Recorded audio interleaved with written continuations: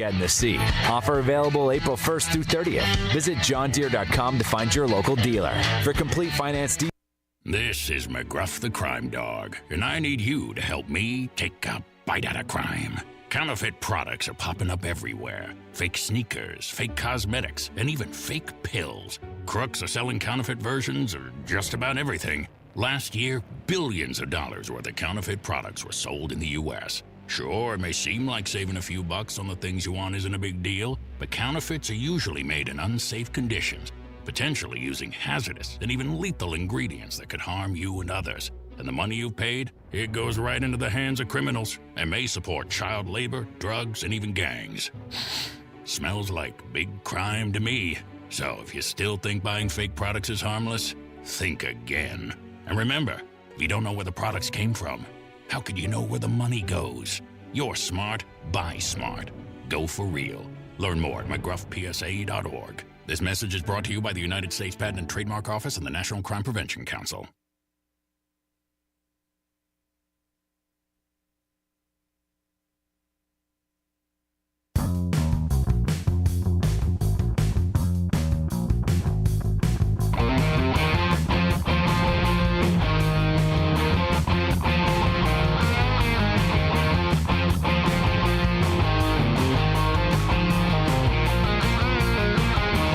Welcome, everybody, to WRMN 1410. You're listening to Out to Lunch right here at WRMN. Don't forget, you can always take WRMN out to lunch with you in your pocket on the smartphones. We've got an app. We are on the TuneIn. Don't forget, you can always talk to your smart speakers as well. Just say, hey, smart speaker, play WRMN, and it will. I'll tell you, I promise.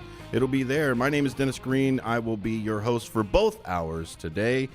Usually I take just the 1 to 2, but Mark is back from vacation. You gotta ease him back in. You can't just throw him back into the fire. But today I was able to rope in our friends from the city of Aurora. And if you didn't know, this is Financial Wellness Month here in the world of April. And we've got Tasha Moss, and we've got, of course, Johnny Zags. How are you, buddy? Thanks for being over here. And thank you very much for bringing a friend, Tasha. We really appreciate you being here, too. Thank you. Thank you for having us. Wonderful. So, did they pick this month because of taxes? Is that really what it is? That's an interesting thought, Dennis. I never thought about it that way, but let's provide some literacy during tax season. Yes. Absolutely, because this is the time that we all go, oh, I made that much, and I got to pay this much? Oh, my goodness. I like that alignment. I don't think I actually made that much. Now, if you say I did, boss, then I guess I did. If my W-2s say I did, then I guess I did. Because that's it. This is where we all get to turn around and say, where did that dollar go? Yes. And if you don't know where the dollar went, then there you go. You're just looking out for everything that's there. So how important is to not just look at your finances in this time of taxes and everything else? How important is having a plan for every dollar that goes out? Having a plan is instrumental, Dennis, and I'm so glad that you started there. The plan helps you guide your decisions. Mm-hmm. And also, when you have a plan, you can make better decisions along the way. Like if you need to pivot. And you also need to keep in mind that the plan also is going to go awry. Okay. So the plan is not going to stay solid. Mm-hmm. But sticking to a plan and having a plan and sharing the plan with other family members so that it's a shared vision and a shared goal is key to the success of said plan. There you go. Yeah, and that's kind of the adage too. Is you have a plan, so you know what you're deviating from. Mm-hmm. So you know what you're leaving from. But at least you've got a goal. At least you've got. And is a goal part of the plan? Because a lot of times people make a plan and they're like, okay, I'm going to go to the store, but the goal is like, I got to feed myself. Yes, so I can't just go to the store, just grab everything off the shelf, so you don't go hungry, right? So so how important is setting the goal? Do you get a plan first and then the goal, or the goal and then you work to the plan to get there? I think it works better when you have the goal in mind first. Okay. Because then you can do some reverse engineering and work backwards to what that plan and what those action steps look like. Great. And that's exactly the model that we have at the Aurora Financial Empowerment Center. We use those goals set by the client in an individualized way. So they're, like, say they have a goal to purchase a car. That's just like you said, you can't just go in and say, I'm going to have a car today. There's so much, you have to have a credit score, a down payment. You have to take into factor the note and the taxes. And that's what we do. We have you take a holistic approach to the plan that you have in mind. How's your credit? What does your down payment look like? How much can you afford for a down payment? So I think when you keep the goal in mind, it makes the action steps a lot easier, and you can bite those off in small increments and make those tiny successes towards the goal that keeps you motivated, keeps you engaged. Okay. And that's exactly what we do at the Financial Empowerment Center with our individualized goals. And over at the FEC, the Financial Empowerment Center that you're the director of, we thank you for coming in for that. How often does somebody come in with just the goal of, I just need to live? And then that's where you're able to say, well, of course, that's the bottom line, but maybe this goal over here or that goal over here. Do you help us kind of visualize our goals? Because obviously I'm coming in there because I need some sort of help with something. So do you kind of help us imagine where our goals are? Absolutely. When discussing what your goal looks like and what your vision is for said goal, it's really important that we tie the why to that because it keeps you engaged. Again, it keeps you motivated and it keeps you tied to the goal.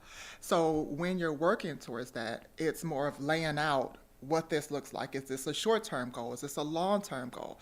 And getting that realistic approach around how long can this take? Okay. And what else do I need to learn something? Do I need some assistance? So just being able to identify where the challenges may be, identifying some roadblocks, and we have an excellent set of partners and resources that we use that if you have a banking situation where you're not totally leveraging your bank account. Maybe, you're accessing some fees for overdrafts, and maybe that bank is not the best one for you. We'll help you identify what bank and what products can be aligned with your needs. That's wonderful. And John, you are the communications manager of the city of Aurora.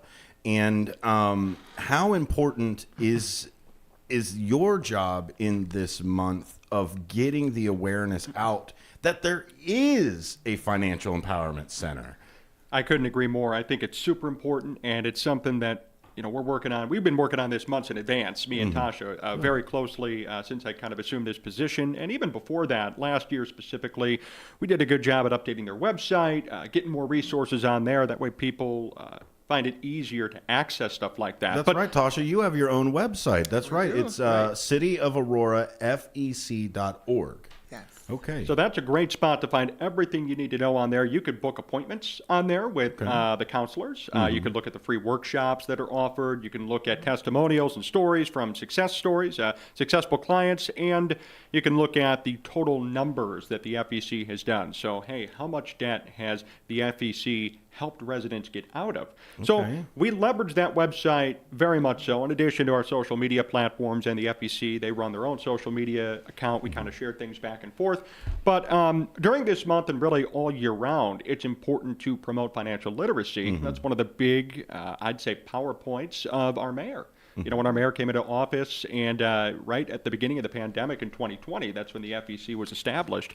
And his goal was to help more Aurora residents get out of debt and then eventually have the ability to be financially well off or economically successful. So you get out of debt, then you could go buy a car. Eventually you could buy a home. And all of a sudden you are leaps and bounds away from where you were before. That's the whole point of this center. So during this month, of course, it's important to highlight it. But as you mentioned, and as we've talked about here, it is a 12-month, all-year-round, 365 process and opportunity where if it's not Financial Literacy Month and you still want to get out of debt, there are opportunities for you to do so. If you're trying to learn about different aspects of finance, maybe tax planning services, or maybe how to buy a home, a path to home ownership, there are free workshops now offered every month in English and Spanish to allow residents and even area people, not just specifically Aurora residents, who could come on in, get some resources, and get some help. So it's super important to communicate it now, but it's an all-year-round thing, and there's been a huge amount of success, in my opinion, in terms of the center's ability to connect with residents. That's amazing. And this is definitely something that people need, is that literacy aspect of it. Imagine going through life and not being just literate in general. It makes it really hard because now, by all means, I can recognize shapes or do whatever, but being able to actually recognize what something means is a whole different side of it. We're speaking with the City of Aurora right now. Tasha Moss is the program director of the FEC. You can find information at cityofaurorafec.org. We're also talking with Johnny Zags here, the communications manager of the City of Aurora. And what's the website for the City of Aurora? Yeah, that website is www.aurora-il.org. Yes. That is great. You got to remember that dash in there. Don't forget it. Don't forget the dash. You might be missing out. But Don't forget very it. easy to find. Natasha, you had told me that this is your first financial literacy month. Where did you come from before you started over at the FEC? Well, I've been at the City of Aurora for over 10 years. I've served in various capacities. I was the assistant to Mayor Wisner for 5 years, and most recently, I was the recruitment and retention coordinator in the Human Resources Department. Wow, so you know everybody on the team then? Yes.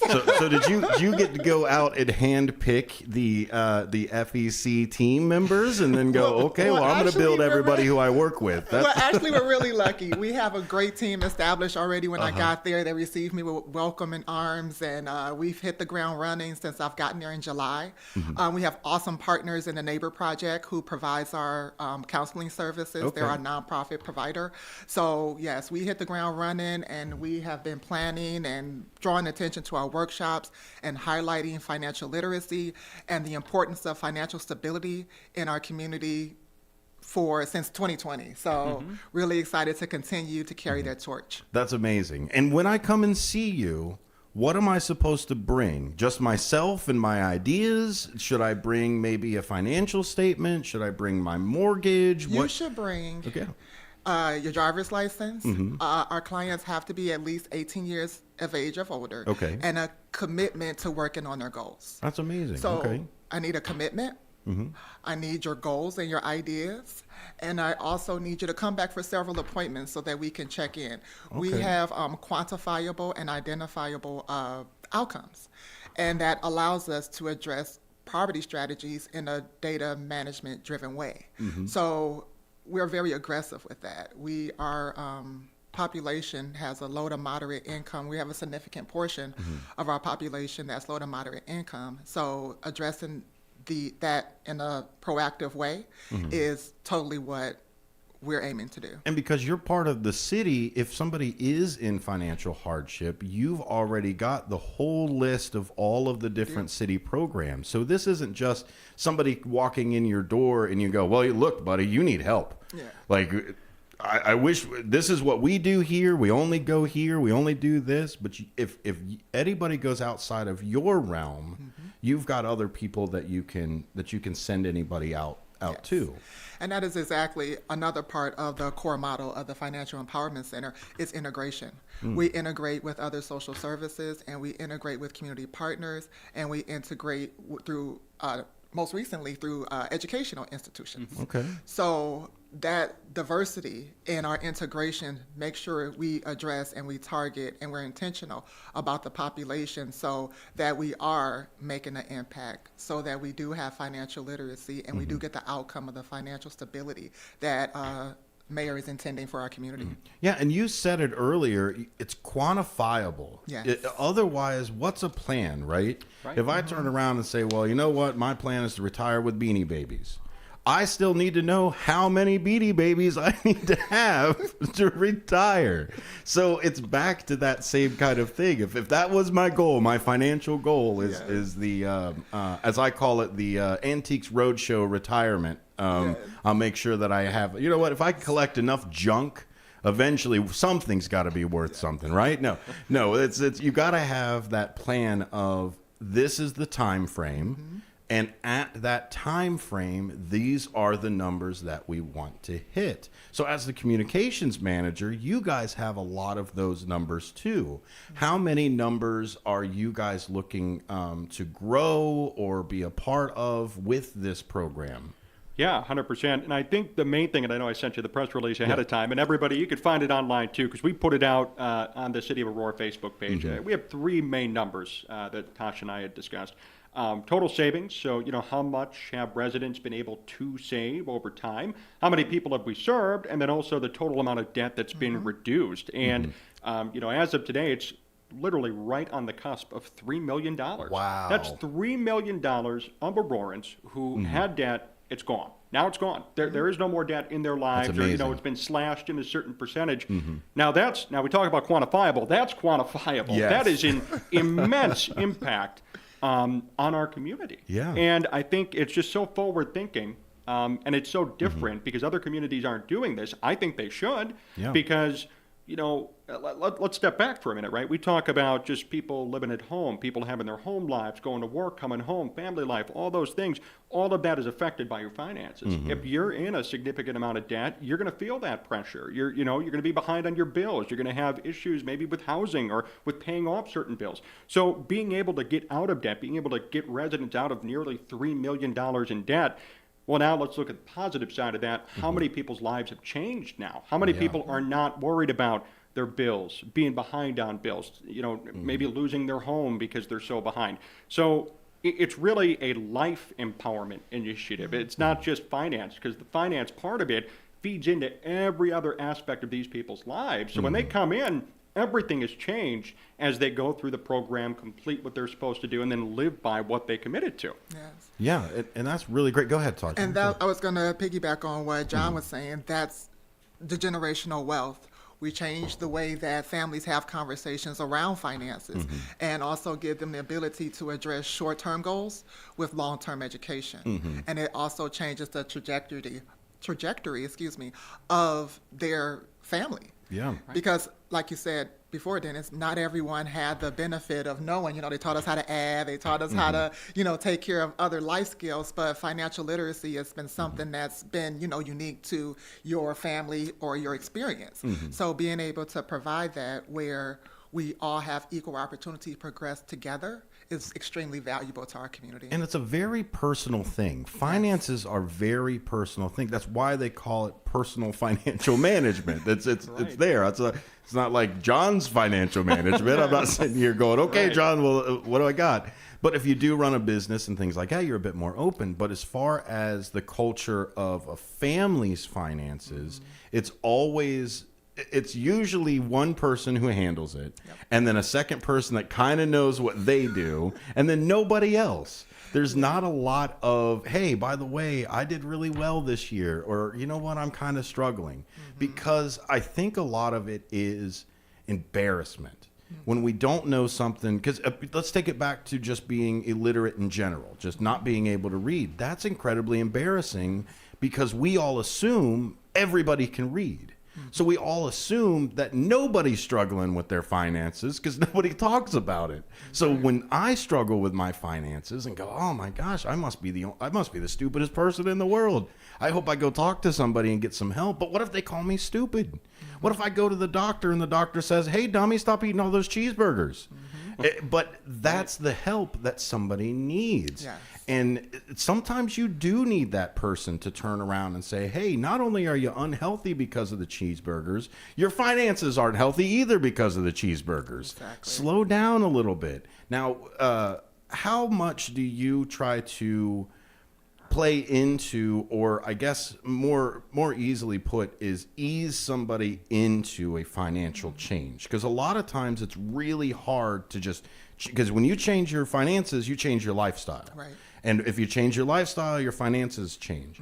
So we're talking about the timetables that you talked about earlier. What is a typical timetable of somebody who just wants to get back in the positive and start working on a better credit score? That's a great question, and it actually depends. It depends on what their goal is and what their time frame is in achieving said goal. So how we would ease them into it is to first identify where they're at and where they want to be. Okay.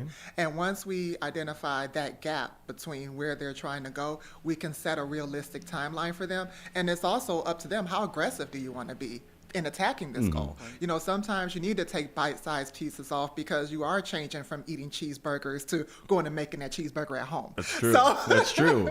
And that's an adjustment period. And I speak from personal experience with that, you know, just because Do you like cheeseburgers too? I love hamburgers, Dennis. Hamburgers and coffee. Cheeseburger minus the cheese. There you go. But I'm spending that money in areas that could otherwise be used better. And financial literacy is an ongoing thing. And it's something that you have to, it's a mindset change that's going to go hand in hand with a lifestyle change. And the quicker that our clients can grasp that, or some people are just there, hey, I just want to save up for this car, and after that, I got the rest of this. I just need this one short-term goal, and that's okay too. So we're there for both approaches. Oh, that's wonderful. But it's also driven, it's driven by the client, and it's individualized.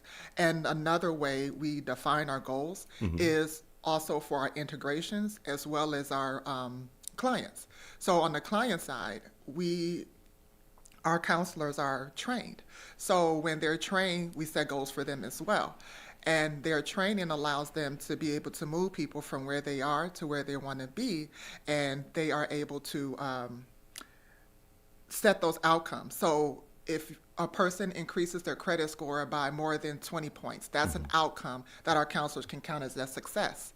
If they've saved more than $200 over a month or eliminated the debt to a certain degree, we count those as successes for our counselors. So our counselors also have a vested interest in the success of our client, just past wanting the community to win as a whole. They have a direct vested interest.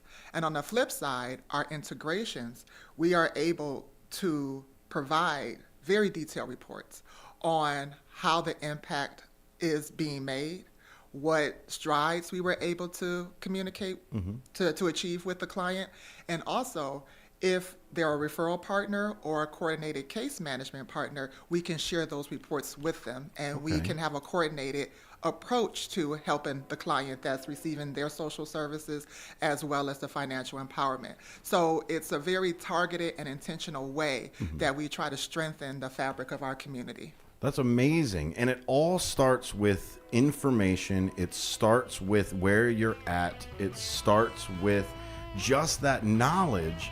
And Ms. Moss will help you figure that out, and her team will help you there. The Financial Empowerment Center of the City of Aurora, FEC.org. Check out the workshops. We've got Tasha and John for another segment. We're just going to go to a quick commercial break. Mostly so that I can ask them some personal questions for me, right? So that way I can get some free counseling before we even go. Don't worry, you can get that counseling too. Just go ahead and go to the City of Aurora, FEC.org. We'll be right back in just a few minutes.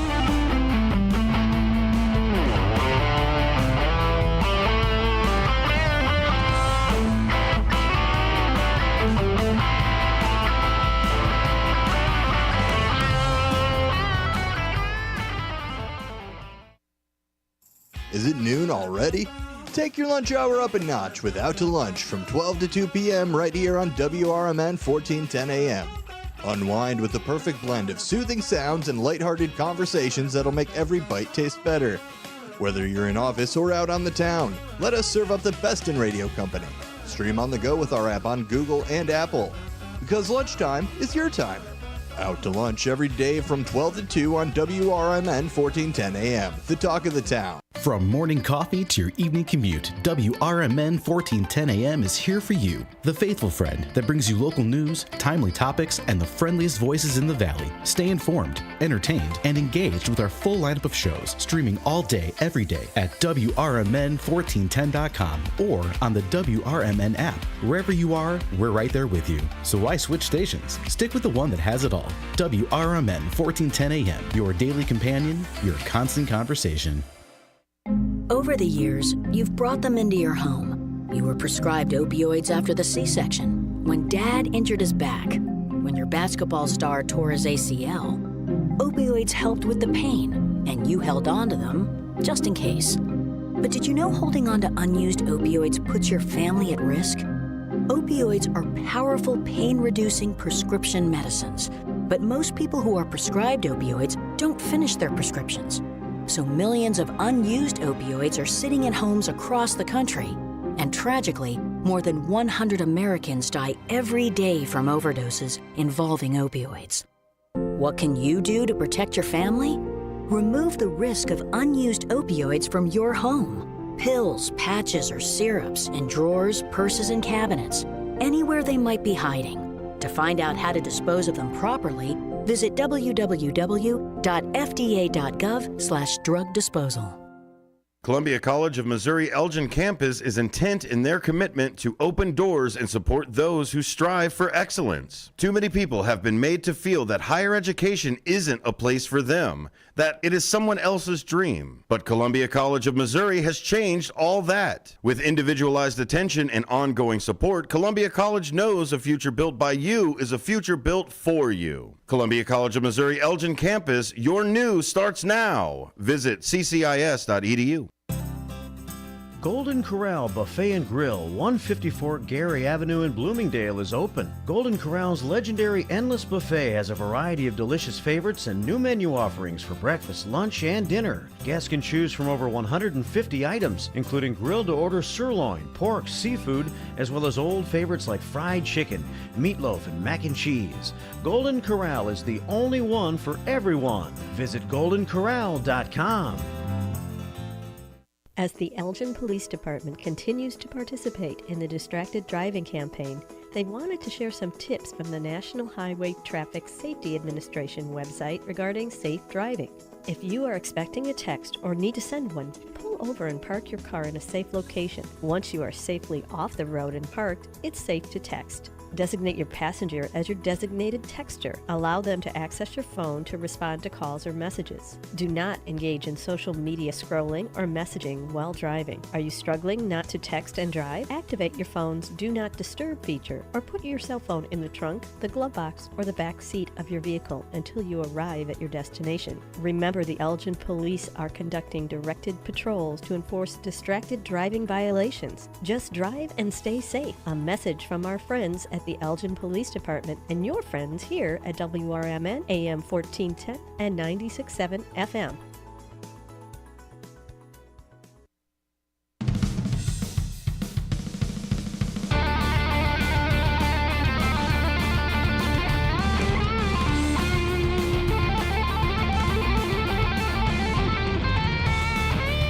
Welcome back to WRMN 1410. You're listening to Out to Lunch with WRMN. Don't forget that you can take us out to lunch, not just going out to lunch with the website, WRMN1410.com. You can also download the app, the WRMN radio app. If you've got the tune-ins, that's right, we're over there on that one as well. Or thanks for watching. What? We're a radio station. How could I be watching these people? Do you have security cameras in there, Sonar? What's going on here? No, come on, dummy. We got some YouTubes out there. How else do you watch some stuff? But thank you very much for being here with us. And I've got some great guests from the city of Aurora. I've got the program manager of the Financial Empowerment Center, Tasha Moss. We appreciate you there. Of course, I've got my great friend Johnny Zags here, the comms manager, the communications manager of the city of Aurora. You can find more information about Financial Literacy Month and about the FEC at cityofaurorafec.org. So now I want to brag a little bit about your guys' high scores. Now you told me $3 million. Let me put my pinky up. $3 million.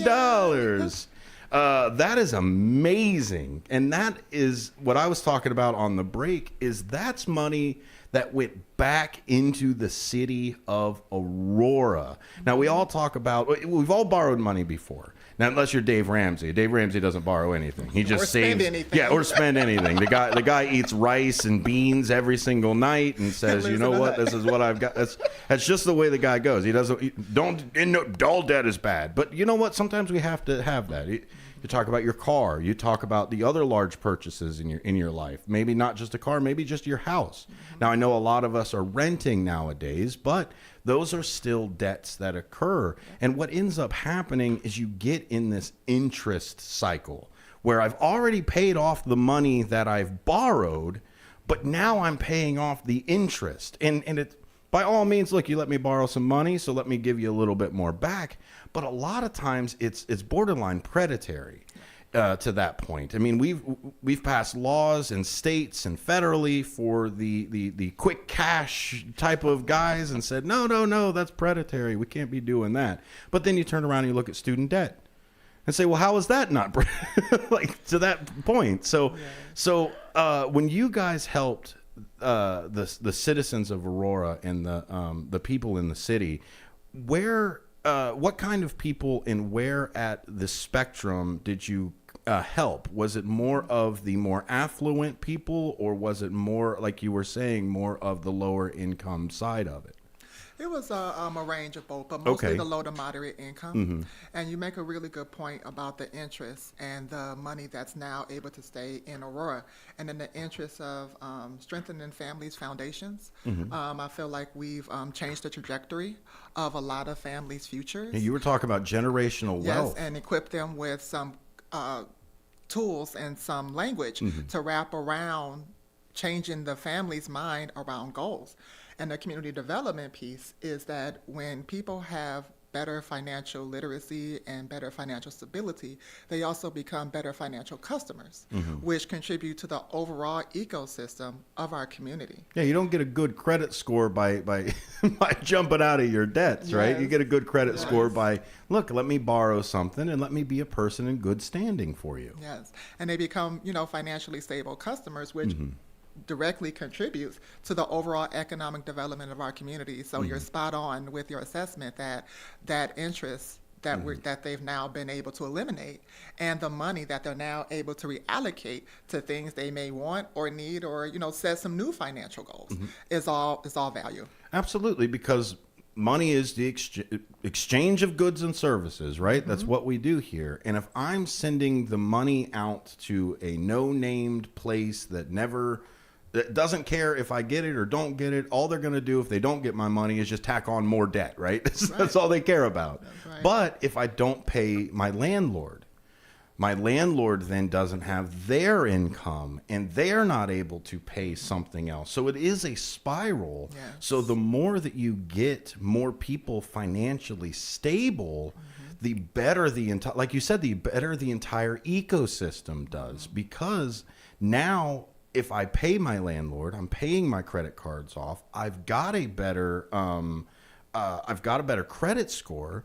I may be able to move up and actually start generating that wealth with an equity of some sort, whether I buy a business or I buy a house, or now being able to save more money and invest. Absolutely. These are all goals that we want for our family, we want for our children, and John and I are very lucky to work at the city of Aurora, where our mayor, he has the 3 pillars, and it's safety, education, and economic development.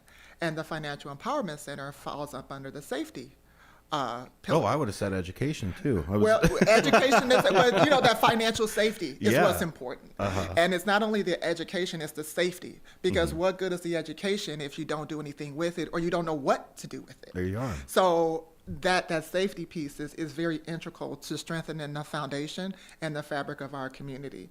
And we're also very lucky because we have the mindset developed by the culture that we have at the city, is that we can't progress as a city unless we all have equal opportunity to progress together. There you are. And the Financial Empowerment Center is one of the answers to that.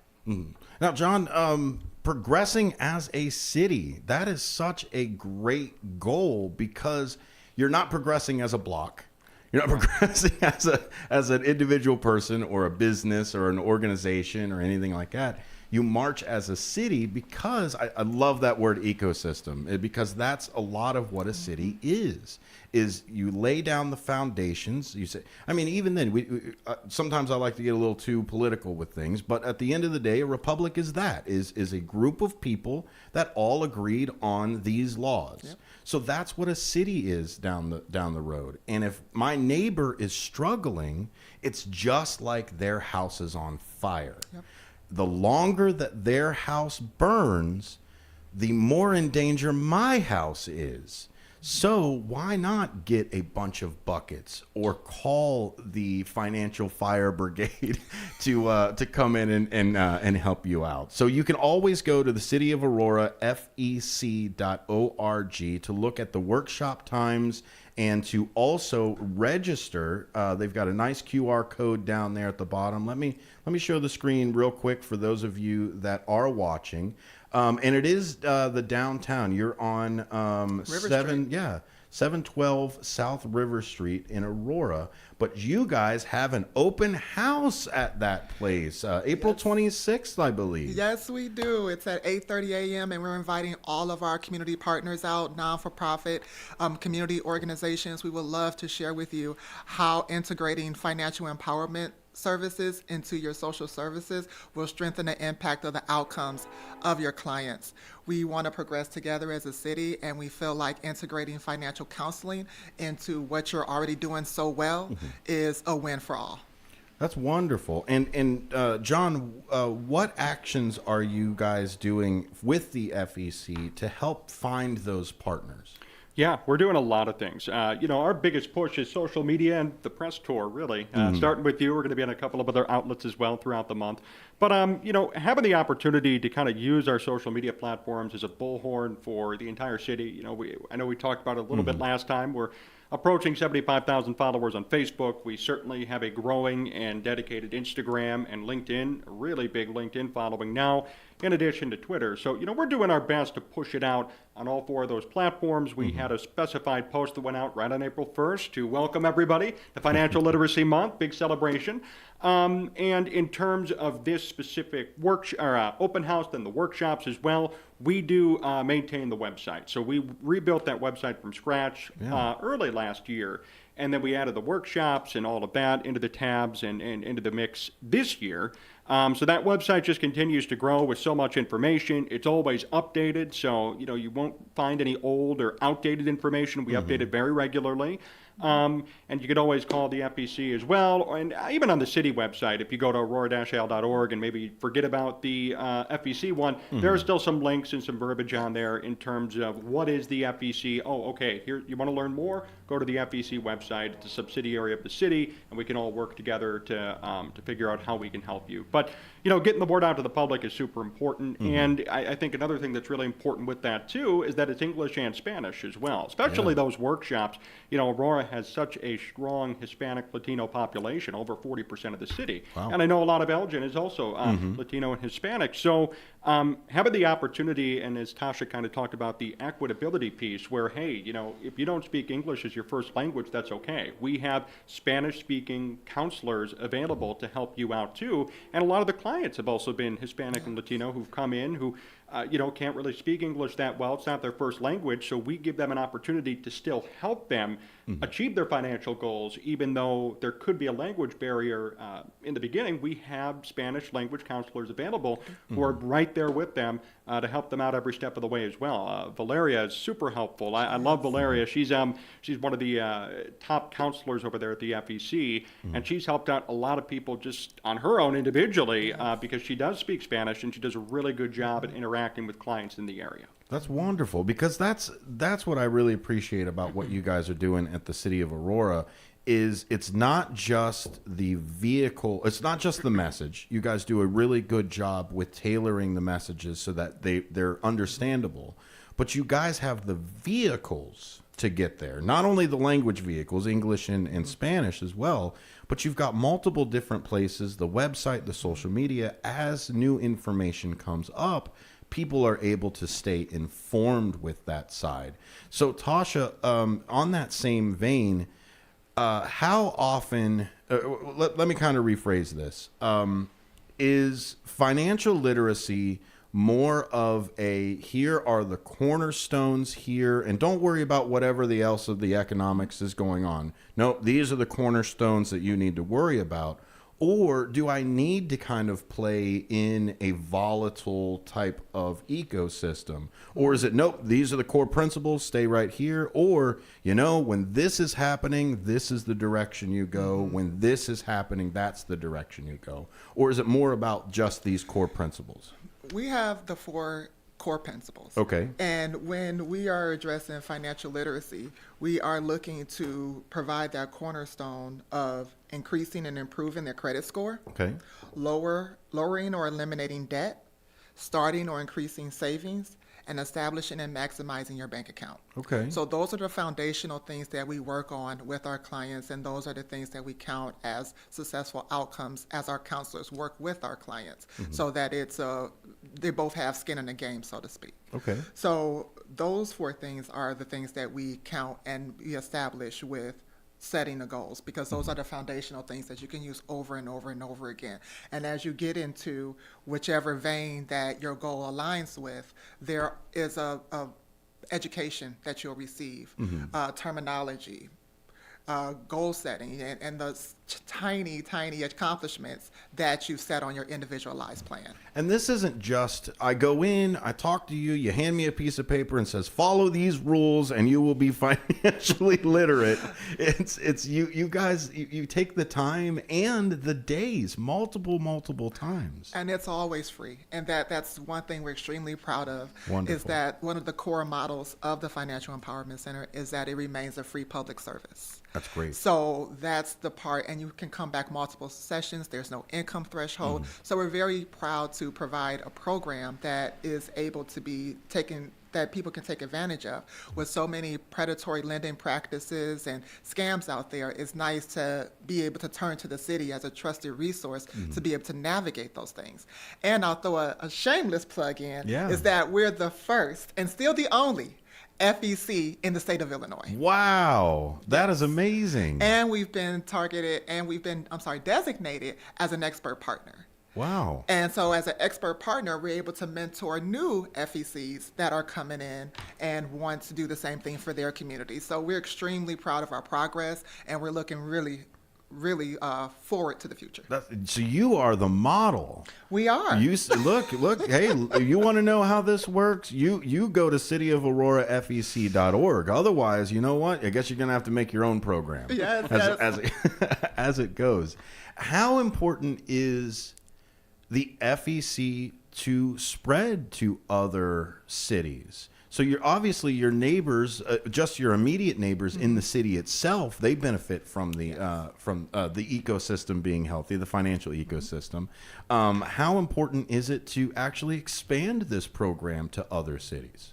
Actually, it's extremely important because, as we know, strong neighbors make strong communities make strong states. So with that being said, it is our goal to expand that. And right now we're serving the Aurora area community and the surrounding community, because we also can't do this work alone. You know, we would love sponsorships and from financial institutions that we can partner with that would like to further our mission. And when their clients have financial struggles or don't qualify for their products or services, that they do refer them to us, and we do work together in tandem to get that person to where they're financially stable and ready to take advantage of the products and services from our financial institutions. What does a perfect partner look like?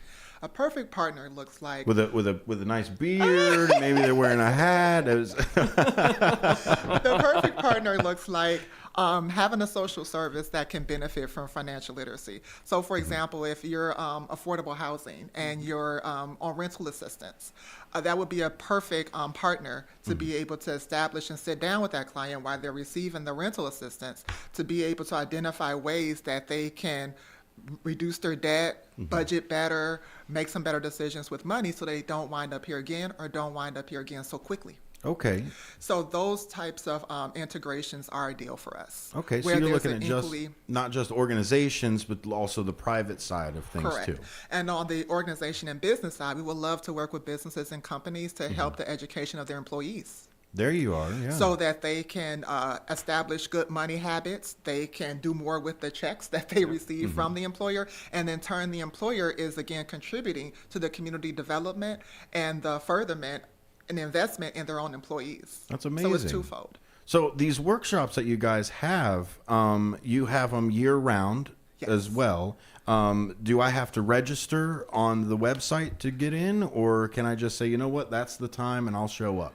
Well, we prefer that you register so that we can plan for your coming. They do fill up rather quickly sometimes, so registering in advance is key.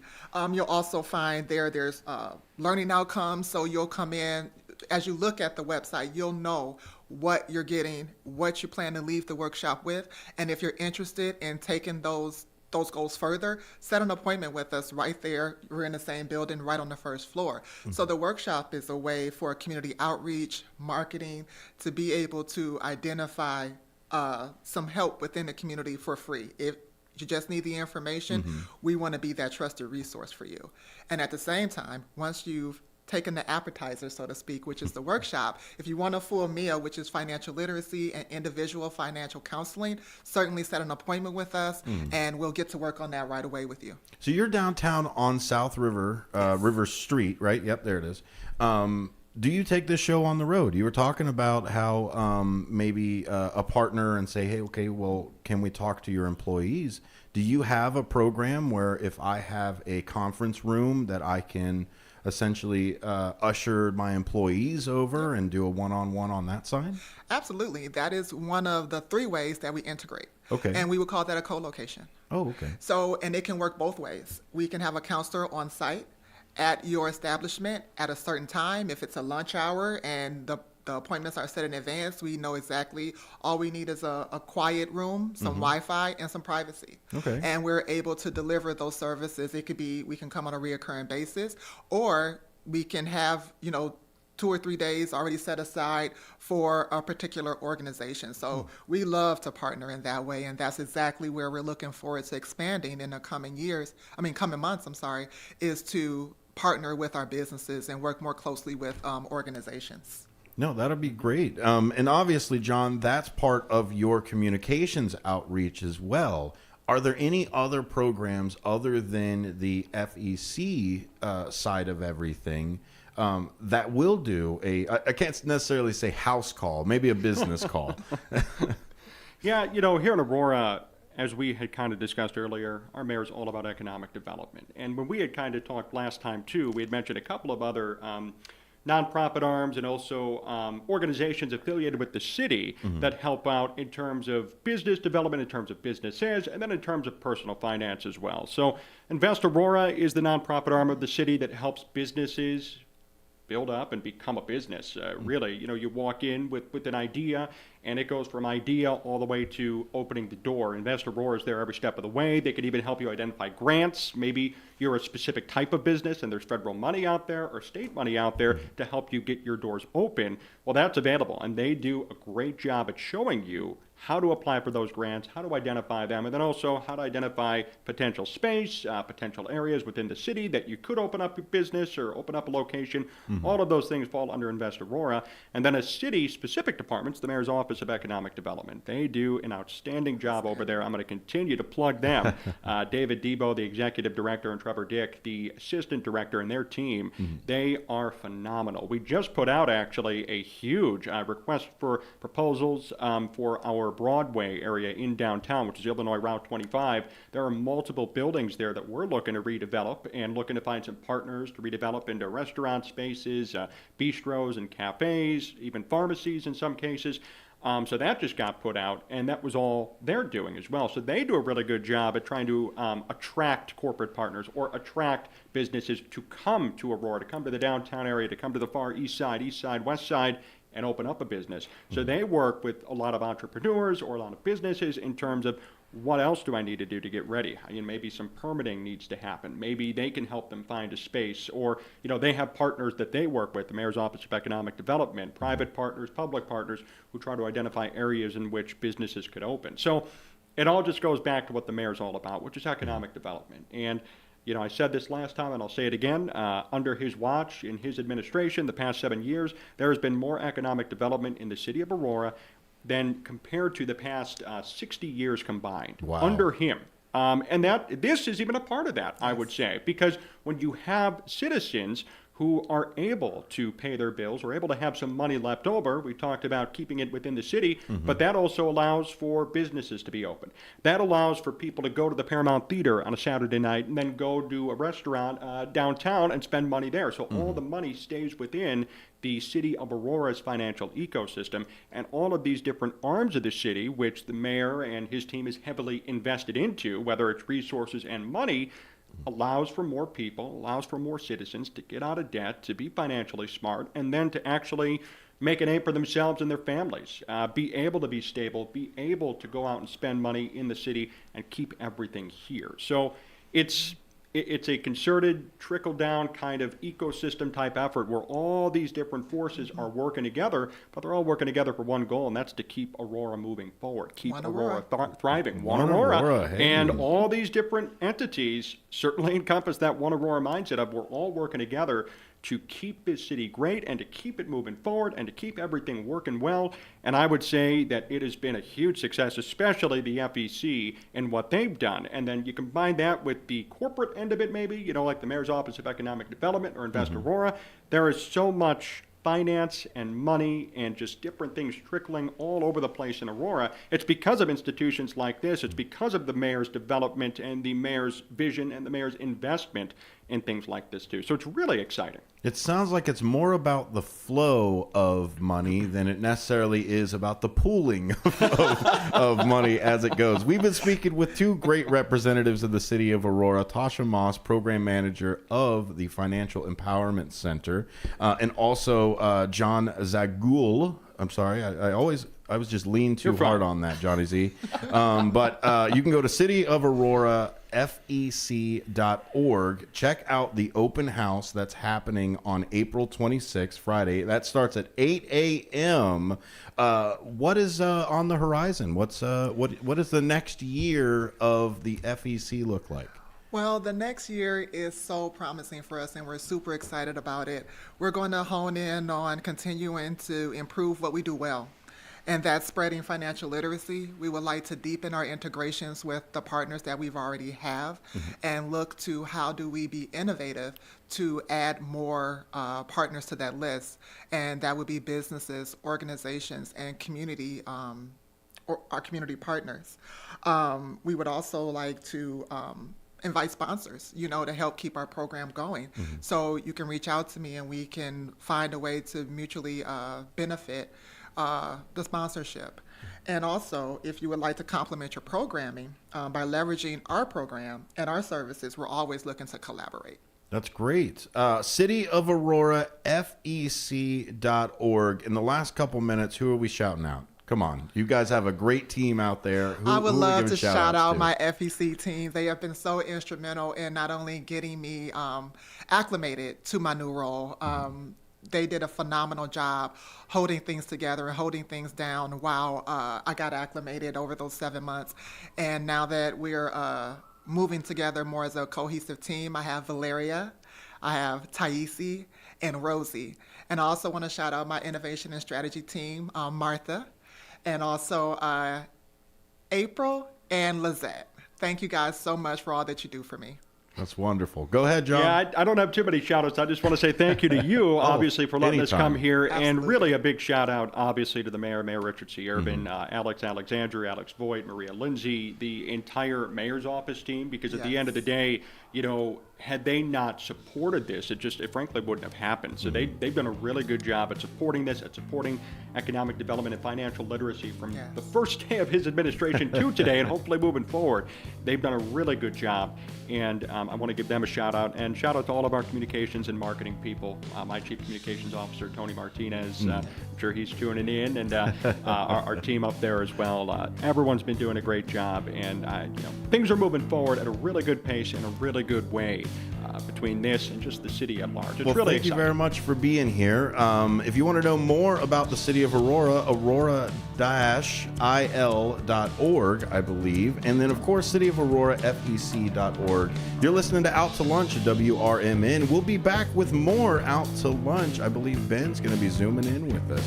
We'll see you on the other side. Thank you both for being here. Thank you, Dennis.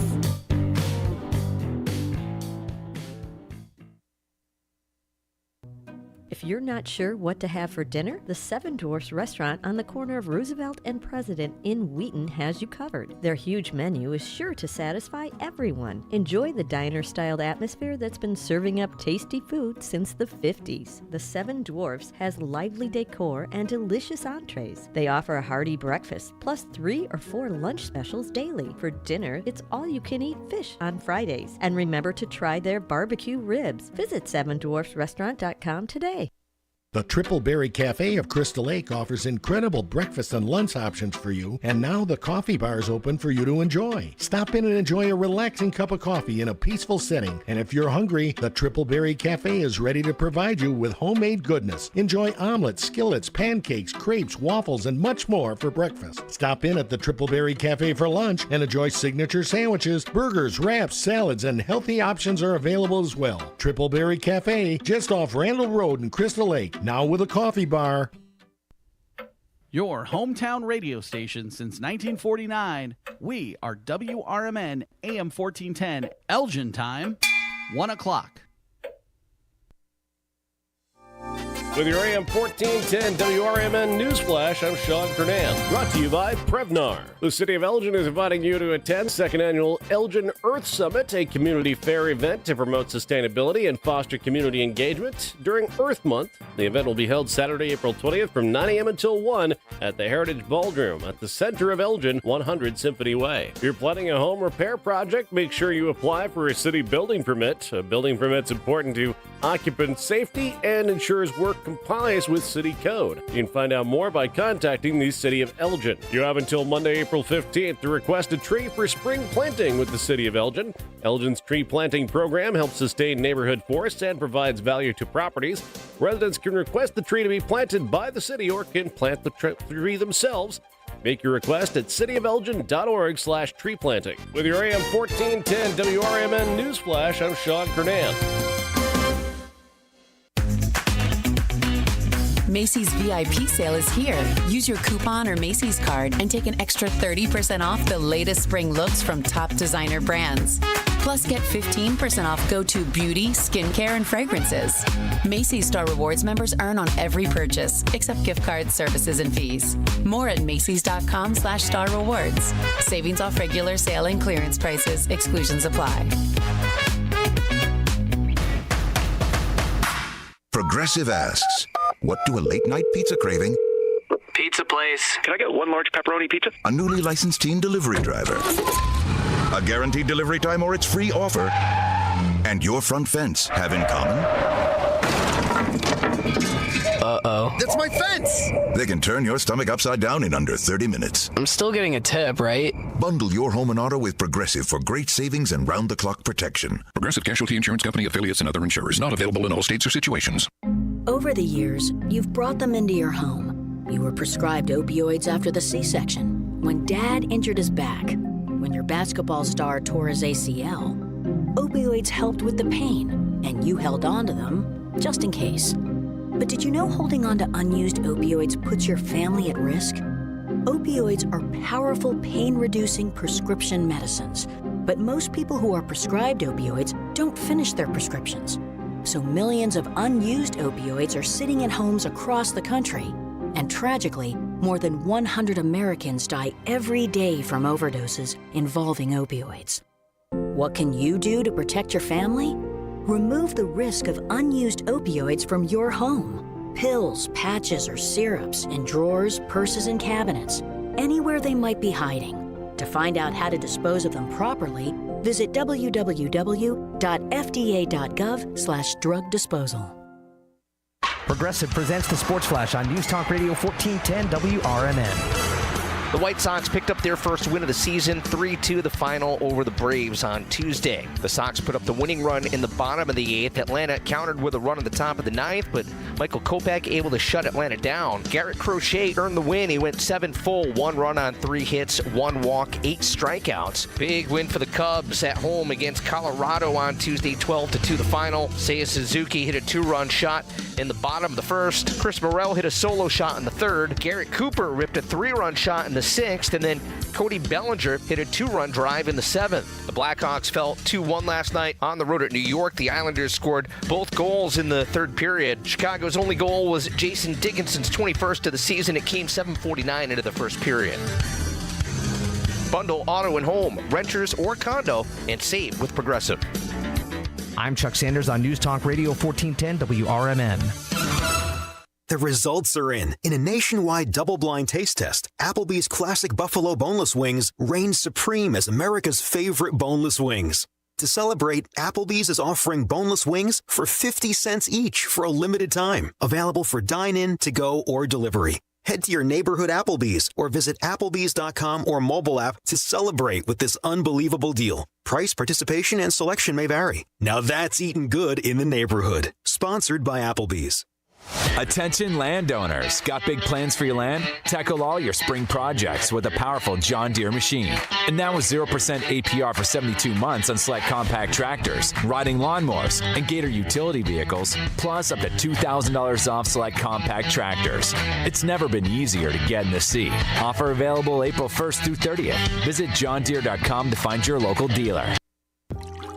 Warm up this winter and introduce your friends to Viator Coffee at the Food Hall in downtown Elgin. Viator Coffee has a winter menu that includes 6 new coffee drinks with names like Little Wolf, Tartan Tonic, and Merry Mint Mocha. Plus, there's a whole new lineup of baked goods too. Viator Coffee provides you with amazing flavors and customer service. So relax and savor a cup in a place that offers a new level of coffee drinks and service within a peaceful, relaxing space. Visit ViatorCoffeeCart.com.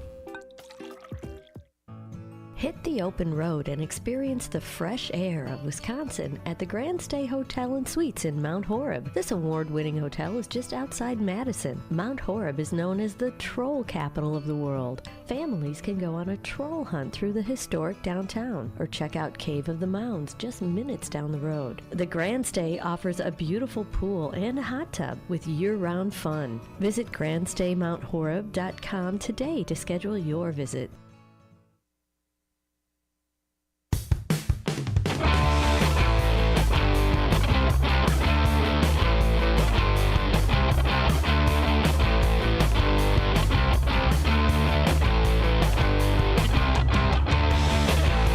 Welcome back to Out to Lunch with WRMN. That's WRMN 1410.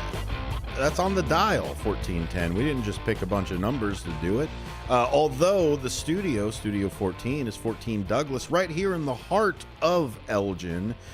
Just in the last hour, we weren't in Elgin. Well, I guess we were in Elgin, but we were ethereally in our minds in Aurora. We just had 2 amazing people from the city of Aurora. We had the program manager for the Financial Empowerment Center in the city of Aurora, and also our friend Johnny Zag here for, he's the comms manager, the communications manager over at the city of Aurora. You can find more things about the FEC, the Financial Empowerment Center of the city of Aurora, is City of Aurora, FEC.org. But right now we are in Elgin. And Elgin is the home of WRMN, and WRMN is the home of radio shopping. Don't forget that you can find all of the great deals for radio shopping at WRMN1410.com. Daily deals. I got to give you those daily deals. They happen every day because, you know, they are, you guessed it, daily. So if you go to the WRMN website, so let me just go ahead and pull it up over here too so you can see it with me. Oh, see it, but you're on the radio sonar. What do you mean see it? I mean go to our YouTube channel. Check out the YouTube channel there. We've got all of the different live shows that we do here. All set up and ready to go. We live stream almost, I think, 10 hours a day. Hopefully go 12. We're hoping for a 6 to 6 in our near future. But you can always check out the daily deals, WRMN1410.com. When you're there, you go over to the top where it says daily deals and new business. Trust me, we tried to make it as easy for you as possible. When you go to that tab, you'll see the daily deals. Click on that. And sure enough, Wednesday, April 3rd, we've got spend $10 and shop up to 3 items, and you'll get 50% off the markdown. Not sure what you purchased or qualify for? During our off-air Redemption Center hours, you can call the Redemption Center, and the Redemption Center will clean up anything that you think that you may be having issues with. Maybe you didn't get your gift certificates in time. Maybe there was an order that you were expecting and it was only one that was missing. What we'll be able to do from there is we'll be able to look into the system, see exactly what you ordered, when you ordered it, and where in the process that we are at in fulfilling that order. By all means, you could come into the Redemption Center at 16 Douglas right here in Elgin, and you can talk with Matt directly right there over the counter. You can speak with us as we go, and you can even purchase and print right in here. So if you hear about a great deal, you hear about one of the certificates that we have for a specific client or a specific vendor, what you're able to do is you're able to literally come into the Redemption Center and do the entire process right there in person. Now, I'm not as fast as Matt does, so it may take me a good 5 or 10 minutes to fulfill everything. Also, I love to talk, so I'm gonna talk your ear off about how great WRMN is. I don't get enough of the airtime to tell everybody how great we are anyway. When you come in, we're able to help you with all of that. We're able to help you set up your key tag. I think just last Friday when we were doing the game side of it, I helped at least 3 people figure out what their key tag number was. Don't worry about it. I forget my key tag number if it wasn't attached to my keychain.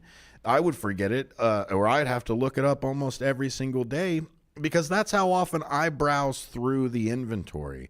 Leah and Matt do a fantastic job with handling the radio shopping inventory as it goes in and goes out.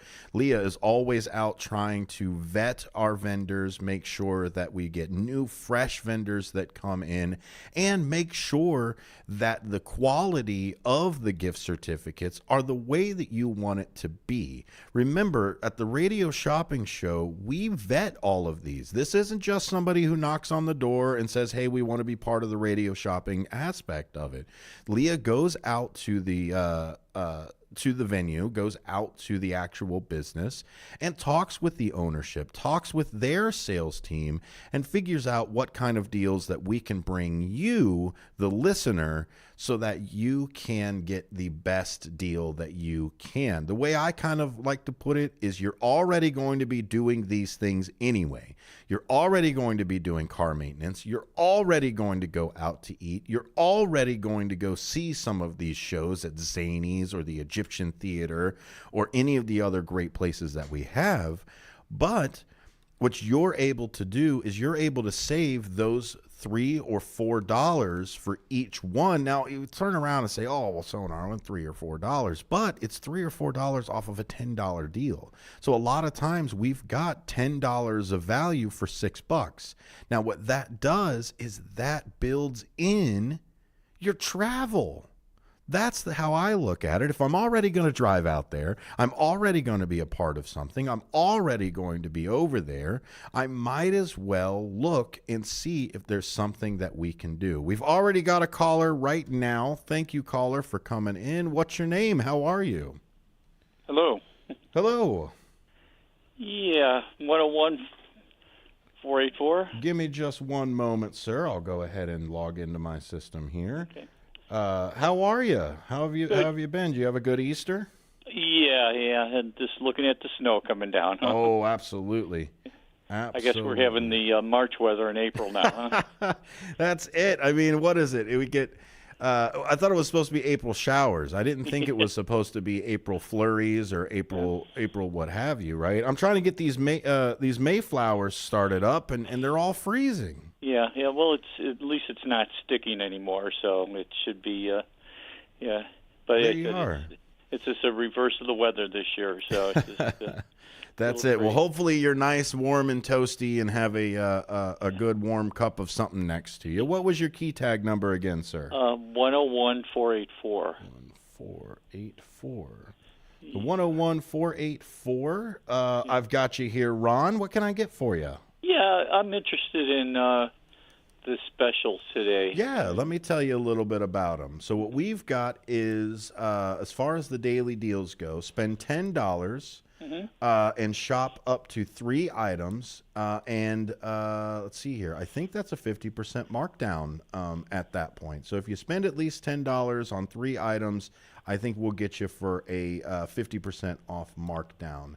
And honestly, I think we've also got the bingo going as well. So you get a bingo card if you get that $10 that's there. The jackpot wasn't hit last Friday, so it's up to $150. Buckaroos, cash money. Okay. Do you have any golf certificates? Golf. Let me see what we've got here. Are you a ball golf person there, Ron? What golf? A ball golf, a ball with the ball. See, I've got to say ball golf because I'm a disc golfer. Oh, okay. I'm Yeah, sorry. yeah. No, the PDGA, right? The Pro Disc Golf Association is what we've got. So it's neat there. So the only thing I've got is Timber Falls Mini Golf in the Dells. I don't have. I think you're probably looking for maybe the Prairie View or something like that. Hildale. Yeah, we don't have that yet. I know that's something that Leah is working on, is to get us some. But, I mean, you got to get it in now, right? You get the gift certificates now while you're dreaming about golf on a on a day like this. Is there anything else I can get you? Okay, so you have to buy 3 things, and then you get 50% off. I believe so. I think that's how it is presented to me, and I'll tell you what, that's what I'll do for you anyway, Ron, because that's what I said I was going to do. Okay, then if we can, do you have Tommy's in Lincoln Hills? Yeah, let me see what we've got. So, Lake of the Hills, I do. I can add you in on that one. Okay, so if we get 2 of those are... what, $6? Yeah, those are $6 a piece. Yep, I can give you the 2. So if we do 3, another one, then we'll get those for $3 a piece then? I believe so. Let me just go ahead and pop it in there. I've got... Yes, I've got it set here. I think you can get 3 of them as they go. If anything, Ron, they'll yell at me and not you. Well, no, I'll just get 2 of those. Oh, just 2 of those? You're looking at something else? Yeah, and then do you have any the Restore in Elgin? Oh, the Restore. Yeah, let me see what we got. So the Restore, let me go ahead and find it. What do you get over at the Restore? Do you have a project that you're working on? No, it's just interesting to go over there and see what miscellaneous things they have. So, yeah, let me just look at it real quick. I do believe I've got one sitting in here, so I can get that for you. That's a $20 gift certificate. I'm getting you for $10 today, and probably at that mark off, you're looking at another $5. Okay. Okay, I'll take those 3 and let me know the total then. Yeah, give me one moment. So you're sitting at 22, so I believe that's going to be $11 for you. Do you want a bingo card as well, Ron? Yeah, I'll probably come and pick up everything tomorrow or Friday. Get you a bingo card put in there as well. There we go, bingo card. Put the 50% discount on you, and I think you're looking at $11 today, sir. Okay. Congratulations. I think that's a quite a deal right there. Thanks for doing it with me. Okay. And what time do you usually start every day now? Yeah, so we start this out to lunch program. We start that at noon, and it's kind of just a grab bag of really like the in between show, right? We get a couple of different voices from the station. We get a couple of different out to lunch. I mean, I was over at Heinz Brothers Greenhouse just the other day where we did a live stream. We've been over at the Elgin Public House. over at Image 360. So we're trying to also take us out to lunch with a couple other things. Okay. But we're shooting for local programming, Ron. We want to make sure that there's somebody here that is informed with the local area, so that way it's not just canned programming coming in from the national side. Okay, very good. And then we'll look for the Byron and the Hilldale to come back. So that's what I'm hoping. Where do you go golfing, Ron? All over the area. Is there a few places? Because I don't ball golf too often, especially not in this weather. No, I said we just it varies all over the area. So okay. Okay, well, thanks a lot for your help. And like I said, I'll pick that. It's $11, and I'll pick that up like tomorrow or Friday. Wonderful. I've got your order in, so go ahead and have a fantastic day. Okay, thanks a lot for your help. You got it. That's it. Ron is getting in on some of these deals, these daily deals over here. He got a bingo card, so we're going to be sending those out as well, and also when they come in. Don't forget that the bingo jackpot right now is $150. If somebody does not win the bingo on game day, what we do is we go ahead and we just stack it. We say, look, nobody won. We got another $75 because you know what? The secret number for the year is 75 because it's the 75th anniversary of WRMN. WRMN 1410, where you're listening to Out to Lunch. My name is Dennis Sonar Green. We will be back right after this.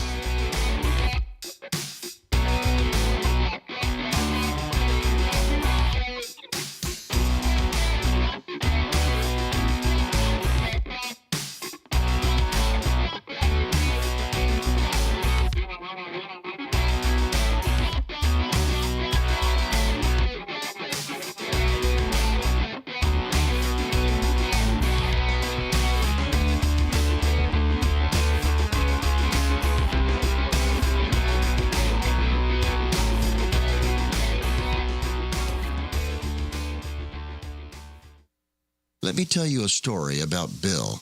Bill was a normal guy in his 50s. He had back surgery about 2 years ago.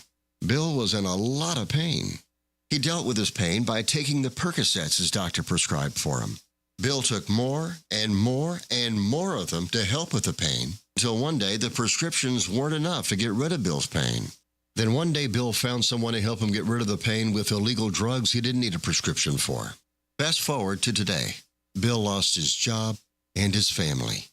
The only thing he does have is his drug dealer. If you know Bill's story and you don't want to end up like Bill, call the Detox and Treatment Helpline right now to get away and get treatment. 800-694-1127. 800-694-1127. 800-694-1127. Call right now. Help is standing by. 800-694-1127. Renata's Old Salem Cafe is now Renata's German restaurant, with old family recipes for delicious Bavarian dinners. Renata's is also known for breakfast and lunch. Renata's German restaurant has fresh baked German pastries. For a hearty breakfast, try Renata's for pancakes, skillets, and more. They've also set the standard for catering excellence. Try Renata's German restaurant off Irving Park, west of Wise Road in Hanover Park. Visit renatasgermanrestaurant.com. Michael Brown, former Undersecretary of Homeland Security and Director of FEMA, is your new full-time host of The Weekend, which airs every Saturday from 4 to 7 p.m. right here on WRMN. Each week on the popular 3-hour program, Brown offers listeners a fresh take on the weekend talk with his provocative insights into current events, politics, and culture. So late in the day on Saturday, make it a point to catch The Weekend with Michael Brown right here on WRMN, AM 1410 and 96.7 FM.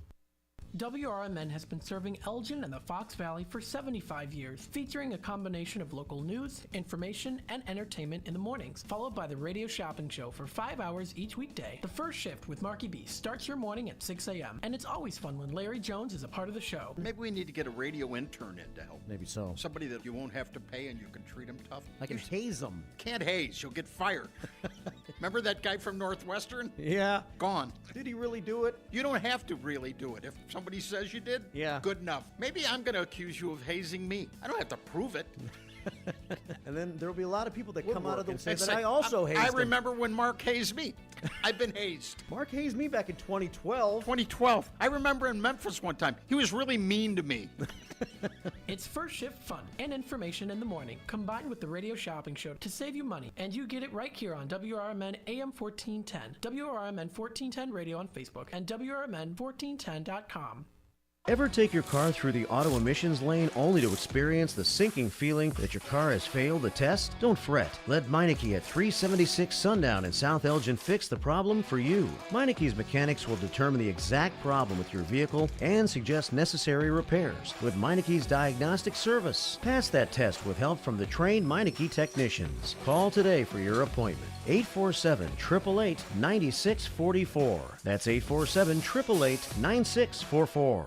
For great quality tasting Italian food and pizza, make your destination the Italian Pizza Kitchen on Irving Park in Roselle. The freshest Italian ingredients are used at Italian Pizza Kitchen, where the plentiful pasta dishes are created from old home recipes. Try the piping hot pizza or other favorites like the fall off the bone ribs. Italian Pizza Kitchen has a passion for outstanding food and service. From their family to yours, Bon Appetito. Call 630-582-1900.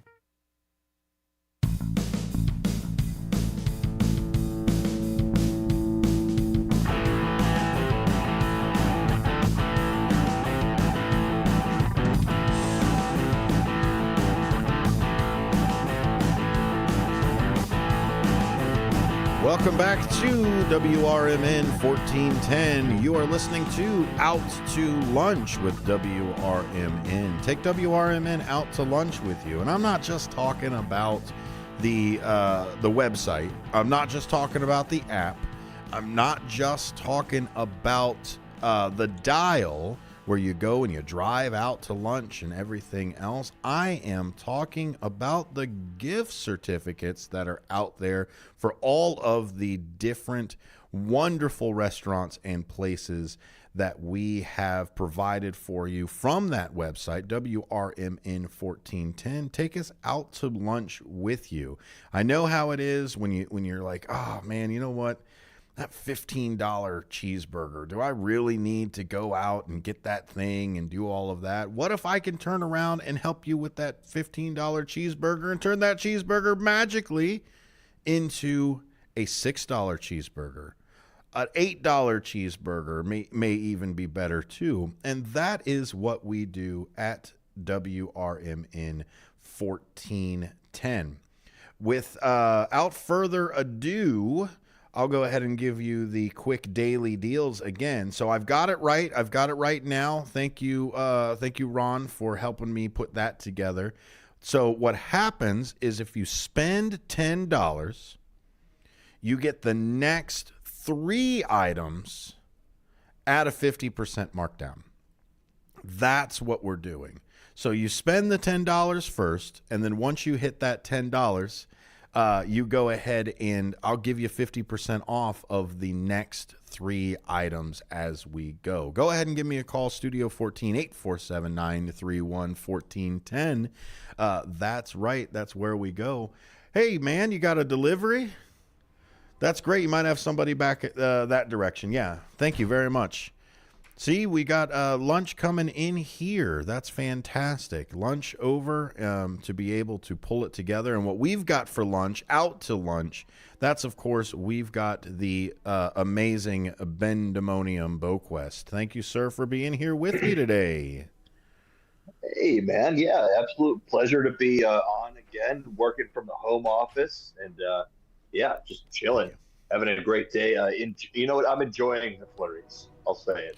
Yeah, well, because you're inside, you didn't have to go nowhere. Your commute was like put your feet on the floor and like shuffle over to a more comfortable chair. Yeah, no, I'm in the big armchair right now. It's a tropical environment right now in my apartment, so happy for the heat. And you know, it's one of those things where if you've lived in Chicago for the last 20 years. It's just kind of how spring has been, very back and forth. I remember maybe 2012 or so, getting snow late into May, Oh, and, yeah. Yeah, it's annoying. I wish that we could enjoy the early warm springs of yore, but alas, Now we just get here we are. random hot days like in the Yeah. spring. Now instead of getting a nice climate for the transition, now we just get sporadic hot days. It's like, oh well, you wanted 5 or 6 days of good springtime weather. Well, you're gonna get it at the end of January. So it just puts it there. I think Ben might have dropped off. I think he went away. He sure did. He probably lost connection that was over there. I remember when I moved over here in 2015, when I moved over into Evanston, when we were rebuilding WCGO at the time. Shout out to sister station, WCGO. 1590 if you are on the north side of Chicago and in that Evanston area that's over there. But of course, WRMN 1410 is obviously the better one. Little sibling rivalry that goes on. But I remember moving everything up from our main location down in Florida and spending the majority of February kind of moving everything up in 15, and it was brutal. My goodness, the entire drive, which took me literally 24 hours of driving, so I had to stop somewhere in Tennessee to kind of just sleep for a second, but I was driving those big trucks to make sure we could get all of the equipment over there, and I could almost see my coffee freezing in the cab with me. If I left water or left a Gatorade or left something in the cab overnight, just in Tennessee in February of 15, it was that bad. Ben's back with us. And you talked about 12, Ben, but do you remember when we built the studios and built the network in 15 about how I think it was going and snowing all the way until like mid-April that we were still getting flurries and things like that. Yeah, no, it's been rough. I think that was close to the year of the vortex, the polar vortex that we saw, which was just insane, -30s and -40 temperatures. And I would be interested. You and I talk about the old Farmer's Almanac and how they used to track all this stuff and weather and everything. It's super interesting how they could do that hundreds of years ago. And I would just I'd be curious to what the trends are of spring and springtime temperatures and late snow and all that stuff, and how different it really has been, because it's really been a point of focus, I feel like, for a lot of people, I guess, complainers in general. Yeah. Why is it spring? Why isn't it nice yet? And I count myself amongst them. That yes, I too wish that it was a nice 70-degree, sunshiny, maybe a little little showers and to bring May flowers kind of day. But no. Well, I guess we got to go move to California to actually get any of that consistency that's in there. I mean, even Florida isn't getting that consistency anymore. I mean, Florida's hitting like below 50s. I mean, it might as well be -20 out there in Florida temperatures. Yeah, that's no good. No. I mean, yeah, like you see people in California, they start bringing out the parkas when it's 60. That's very true. Not us like hardy Midwesterners over here. So Ben, it is Financial Literacy Month. I don't know if you know that, or you were listening to the hour before. I know you had a podcast recording in the last hour, but it is Financial Literacy Month. So what I want to do is I want to pull up just real quick an article about Powell, about how we are probably only going to see one rate cut this year, if anything. I know they're all talking about 7 rate cuts or how it goes. No, come on now. They're not trying to do it. They're also not trying to turn around and have a incredibly strong economy going into the election as well. So I like Washington Top News. Washington Top News is a high factuality and centered publication from Hubbard Broadcasting. Hubbard is a media conglomerate. And this is the difference. While we're doing this, I just want to point out that this is the difference between just saying something on the radio and actually giving you a source. There are a lot of people that talk and just talk and talk and talk. Oh, well, this and that, and this is the thing, and that's the other stuff. No, read it. Here's where I got this information from. It's not a feeling. It's not it's not just an idea or an information or anything like that. It's literally published out there from another source, and here it is. So we are going to go to Washington Top News. So I believe they used an AP article and kind of just repurposed it. But the Federal Reserve officials will likely reduce their benchmark interest rate later this year, Chair Jerome Powell said Wednesday, despite recent reports showing that the U.S. economy is still strong. You want to know what that report is? That report is from AP News. You can look at the AP News article, The Economy, Inflation, Federal Reserve, GDP, and Unemployment is the name of the article for that. Now, if you don't like the AP so much because they are a little bit light blue, these are actual numbers that were put together by the Commerce Department. So again, make sure you know where your data and where your information is coming from. Somebody just saying something on the air, what is that whole thing, Ben, is don't believe everything you hear or read or whatever else on the thing. They tried to put out Wikipedia. Don't believe anything you read on Wikipedia. Don't use Wikipedia. Well, people in a talking head, they're kind of just like Wikipedia. They just tell you stuff and go. Me, I'm more of a professional talking head. I will tell you stuff and then tell you where you can go read it, right? Still a talking head, still just a jerk with a microphone, but I'm at least going to point you in the right direction. The recent data do not materially change the overall picture, Powell said in a speech at Stanford University, which continues to be one of solid growth, a strong but rebalancing labor market, and inflation moving down towards 2% on a sometimes bumpy path. Now, 2% inflation is incredibly good.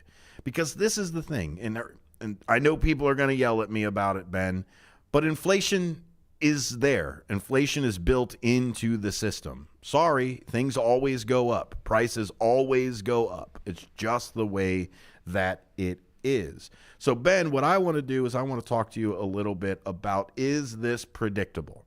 Was this something that we all thought was going to, like, we've all been hoping, hey, let's go down, let's bring the rate down, let's go.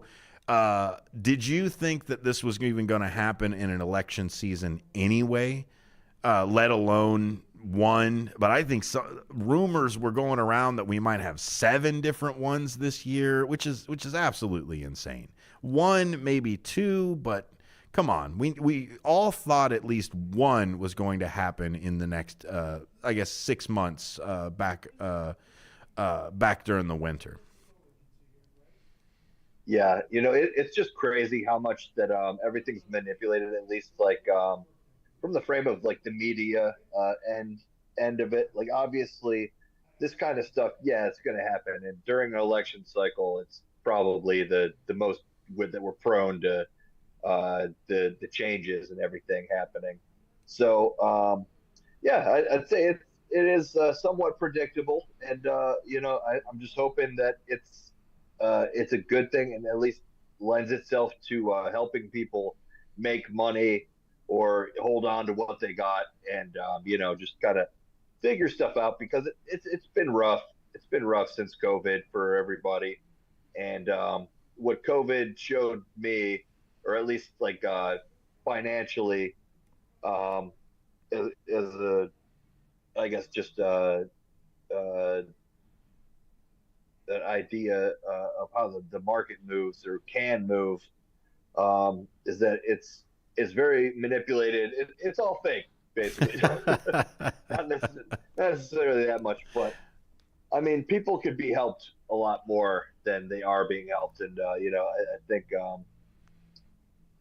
yeah, that in the end, if people have more of an opportunity to save and make money with their jobs, then yeah, it's a good thing. Mm-hmm. And that's what he means when Powell says, let's see if we can get the direct quote.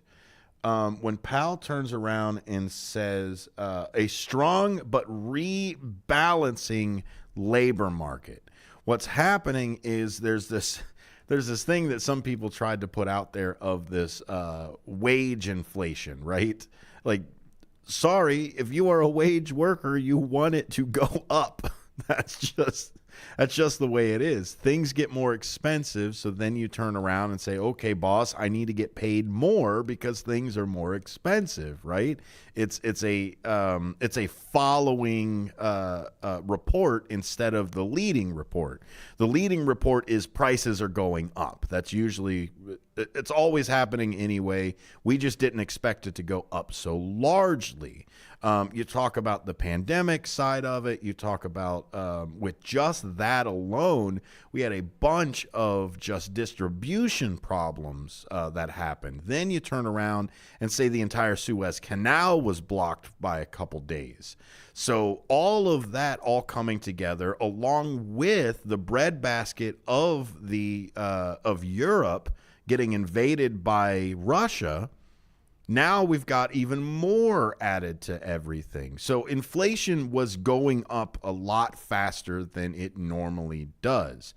But at the end of the day, we've got a low unemployment market.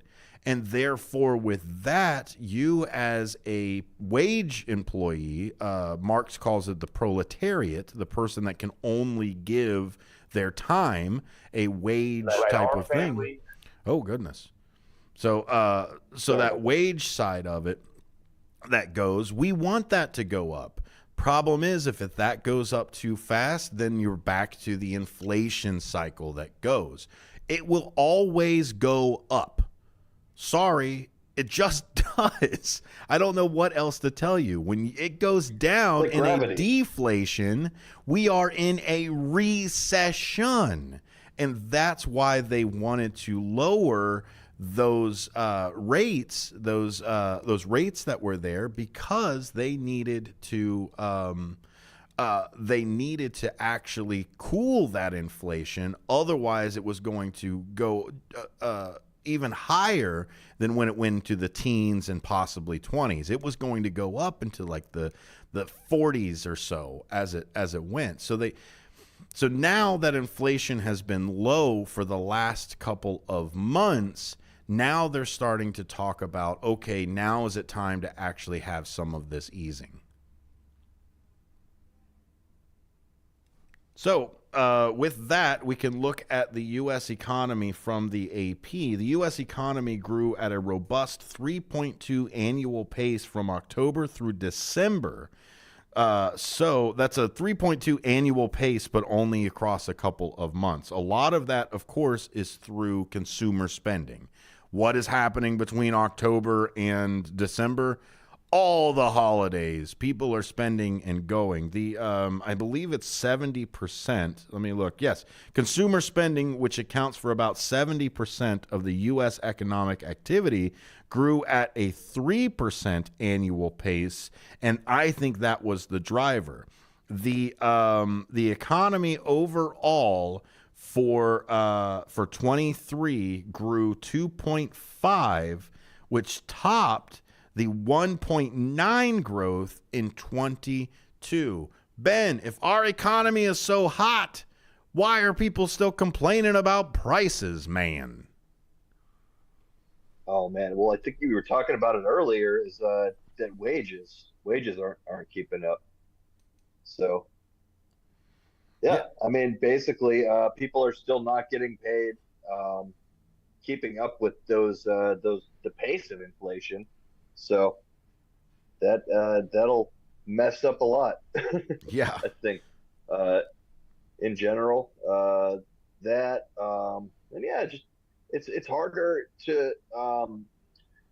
A big thing about the economy actually working is when it's doing the best is when people have money to really spend on frivolous stuff. And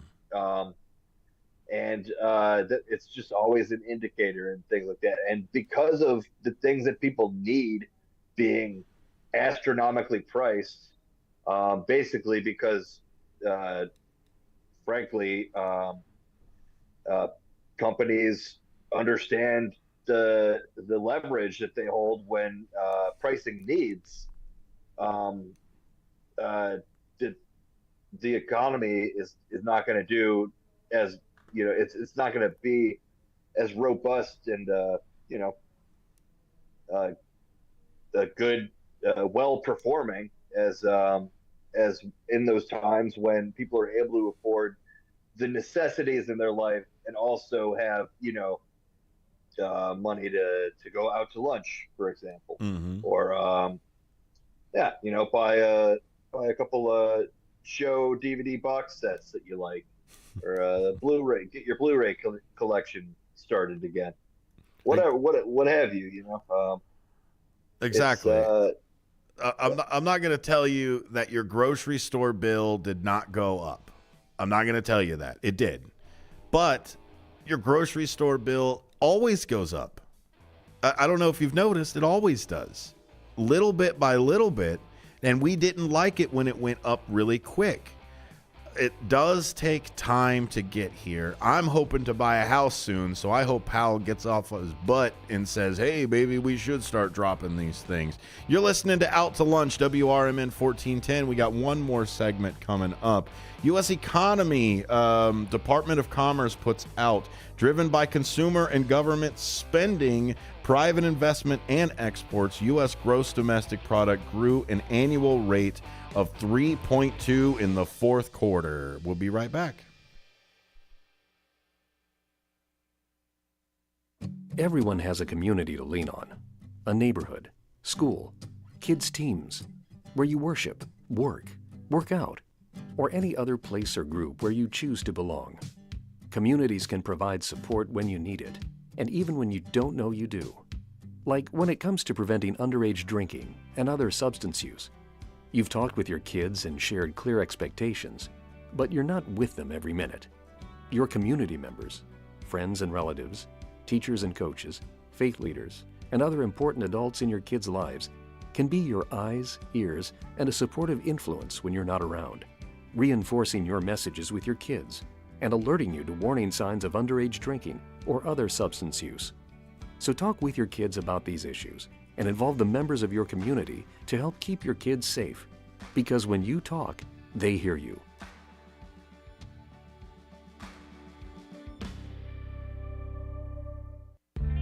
Clocking out? Drive home with the Drive Time Deal with Matt McNeil on WRMN 1410 AM every weekday from 3 to 6 p.m. I bring you the hottest deals in town, the most intriguing stories, and the tracks that take the edge off rush hour. Tune in on 1410 AM. Catch us on YouTube Live at WRMN Radio or stream through our app. I've got the wheel to steer your evening right. WRMN 1410 AM, your home of radio shopping and the soundtrack to your commute.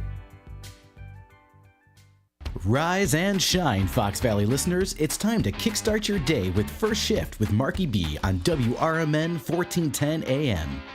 From 6 to 9 a.m., join the chatter that gets you clued in with the latest buzz around town. Don't just sip on your coffee. Let Marky B brew your morning with the perfect mix of news, views, and moves. Dial us in or live stream at WRMN1410.com and make your mornings a whole lot brighter. WRMN 1410 AM. We're the voice of the Valley, and we're here to talk. This is McGruff the Crime Dog, and I need you to help me take a bite out of crime. Counterfeit products are popping up everywhere. Fake sneakers, fake cosmetics, and even fake pills. Crooks are selling counterfeit versions of just about everything. Last year, billions of dollars worth of counterfeit products were sold in the U.S. Sure, it may seem like saving a few bucks on the things you want isn't a big deal, but counterfeits are usually made in unsafe conditions, potentially using hazardous and even lethal ingredients that could harm you and others. And the money you've paid, it goes right into the hands of criminals and may support child labor, drugs, and even gangs. Smells like big crime to me. So if you still think buying fake products is harmless, think again. And remember, if you don't know where the products came from, how could you know where the money goes? You're smart, buy smart. Go for real. Learn more at mcgruffpsa.org. This message is brought to you by the United States Patent and Trademark Office and the National Crime Prevention Council. In the mood for some great barbecue but just don't have time to make it yourself? Carry out Coleman's Barbecue on Elgin's East Side at 79 Clock Tower. Coleman specializes in ribs, tips, chicken wings, seafood, and sandwiches with sides like coleslaw, potato salad, and dessert. Try Coleman's Exotic Mild Sauce. It's the bomb. You can also buy sauce in gallon or pint sizes. It's prepared just right, the Coleman's way. Call 224-535-8153.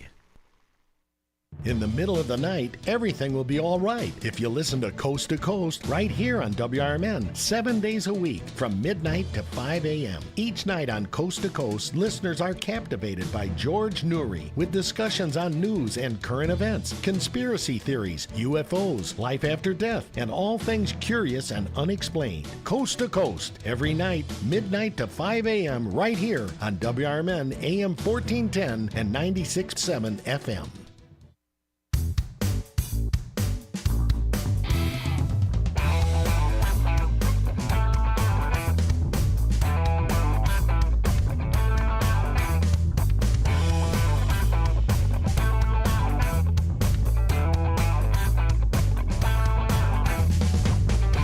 Welcome back to WRMN. You're listening to Out to Lunch with WRMN and with me. Lots and lots of different voices on today, but that's the point of Out to Lunch. Take WRMN out to lunch with you by listening on the dial 1410, by taking us on the web, WRMN1410.com.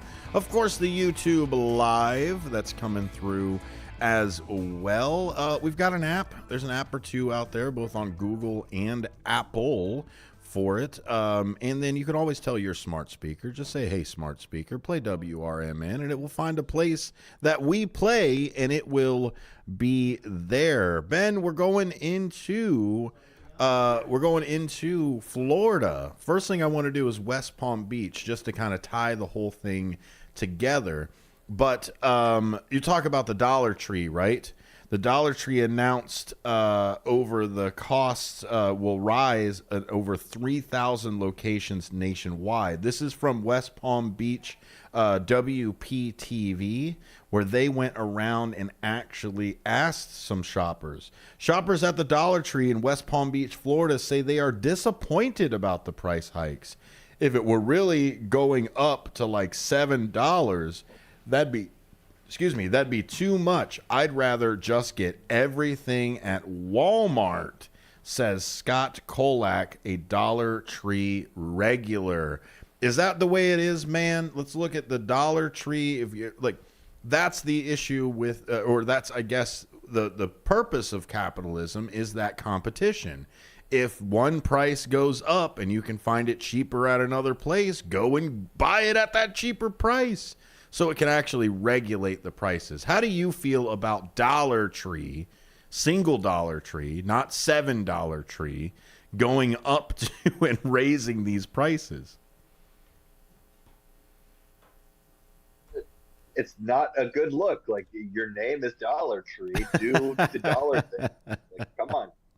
It's supposed to be like, yeah, it's just unreliable. They should just change their name to like false advertising tree, I guess. I don't know. The Dollar Tree CEO noted that the company's fastest growing demographic makes $125,000 a year. But he did not say that specifically was the reason for price increases. So we talked about perceived value on things, right? What is somebody going to buy? Not necessarily how much does it cost a person to manufacture. How much are you willing to spend on it? And really, with the course of this Wendy's side of saga that came with everything, this Dollar Tree rise as well. And it isn't because they're paying their employees more. Every time you go into that Dollar Tree, the one person is just supermaning their way through the shift, restocking, running the like, hey, who's running the register? Oh, it's me. Sorry, I just have to put this stuff away real quick. Yeah, they're like come out of the ceiling. They're like, yeah, I was just fixing some stuff up there. Yeah, I'm in the back. Like, you gotta yell for a register. Like, at least if you go to like Walgreens or something, they put out that announcement, like, I see green or whatever the code is for it. But at the Dollar Tree, like you see all these people just stacked up in line, just waiting for the cashier to show up. Yeah, it's been a minute since I did some Dollar Tree shopping, but yeah, it's sad that it's one of those institutions that really as it goes, it kind of just shows the change of the times, I suppose. Is it going to be like? I mean, I guess in recent times you've seen stores like Five Below and things like that come around. So maybe that's the change that's kind of forcing them to raise from the dollar prices. But at the same time, you can't blame it on the wages going up. And also, the Dollar Tree is one of those companies that's not so much leaning on automation.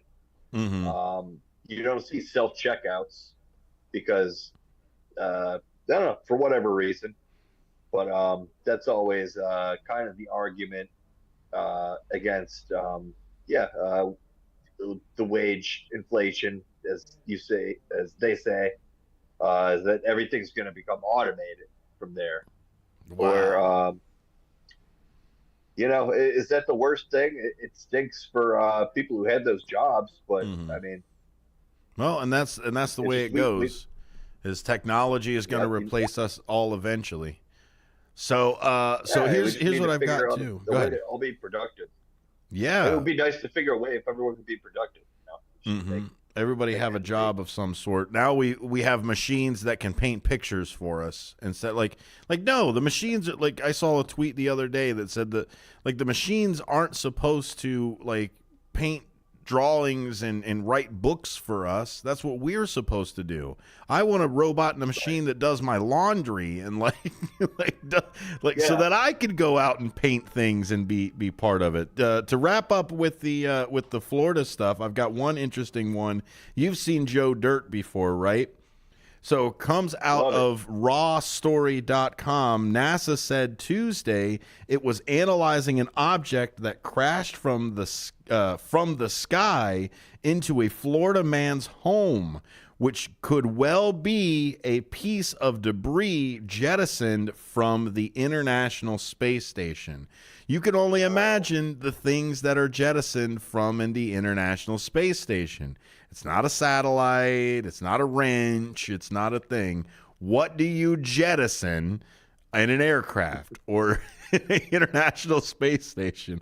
Alejandro Ortero from Naples, Florida, posted on X that the item tore through the roof and went through 2 floors of his house, almost striking his son. He believes it was a piece of cargo pallet containing old batteries that NASA ground control teams released from the orbital outpost in 2021. So for 3 years, it's just been up there, just coming in. What have you got to say about that in the last minute? That is some Donnie Darko business. That's crazy. Yes. How did that happen? They just jettisoned it. They didn't need it anymore and just shot it around. Jettisoned. Yeah, it does make you wonder what it was. Like, it was just like a wrench or something. That's crazy. Some old batteries that they didn't need anymore, I guess. So instead of shooting it into the sun or anything like that, they just let it float in space for a couple of years. What are you supposed to do with those anyway? Yeah, what are you going to take them back down with you? It was like, here's some old trash that we've got. It's ridiculous. If we can't pollute the planet, let's pollute space, right? Let's just shoot it into the sun, right? My goodness. You've been listening to Out to Lunch, WRMN, the voice of the valley, the talk of the town, the home of radio shopping. Stand by for 3 o'clock, where Drive Time Deal with Matt McNeil comes in, and you can get those daily deals at WRMN1410.com. Thank you, Ben. Thank you, listeners. And thank you, City of Aurora, for coming in. Go ahead and go to the YouTube side to watch that again. I'll be back tomorrow with more Out to Lunch, but there's always some great times here at WRMN.